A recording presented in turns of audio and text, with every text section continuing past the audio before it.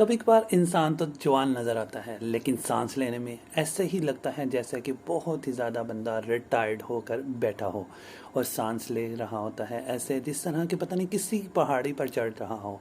सांस लेते वक्त आवाज़ों में प्रेशर कुकर की सीटी की तरह की आवाज़ें आती हैं और सांस आहिस्ता आहिस्ता ले रहा होता है।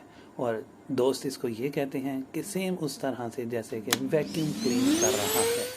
लेकिन दमा बंदे जो होता है वो बंदा ऑनलाइन तो होता है, लेकिन जो ऑक्सीजन है वो रिस्पॉन्स नहीं दे रही होती। वो सीना भरा होता है लेकिन सांस खाली होता है। तो ऐसा लगता है जैसे कि लंग्स फेफड़े हड़ताल पर हों और उनकी डिमांड पूरी नहीं हो रही। कि डिमांड पूरी क्या है करनी है कि साफ़ हवा, गर्द गुबार से बचाओ और स्ट्रेस फ्री ज़िंदगी, और सबसे बढ़कर एहतियात और इलाज।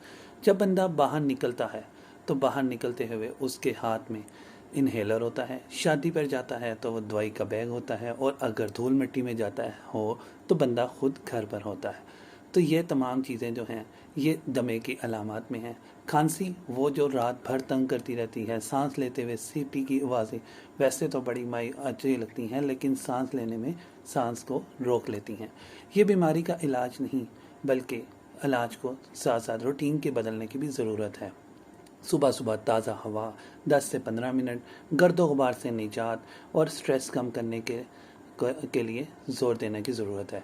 और अगर खांसी जो कि किसी भाप के इंजन की तरह हो रही हो तो ब्लेटा ओरिएंट, और साथ सांस फूल रहा हो, आवाज़ भारी हो तो एंटीमोनियम टार्ट है, एंग्जाइटी के साथ दमा हो तो आर्सेनिकम एल्बम है, और ड्राई खांसी, खुश्क खांसी जो कि आपकी जान ले रही हो तो इपिकोक है।